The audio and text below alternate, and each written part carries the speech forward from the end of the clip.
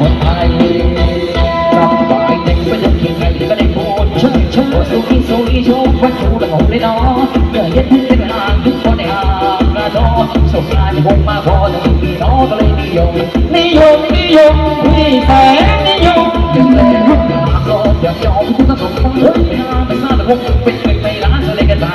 เรื่องมีรายที่ฝ่ายมาไม่เป็นปัญหาจะได้เลยปัญหาก็มีมาเป็นปัญหายังเลยไม่ต้องปรึกษาเรื่องตามตามนี่แหละประสบการณ์ตั้งปี40 ปีเดี๋ยวนี้ต้องการเอาไปจอบ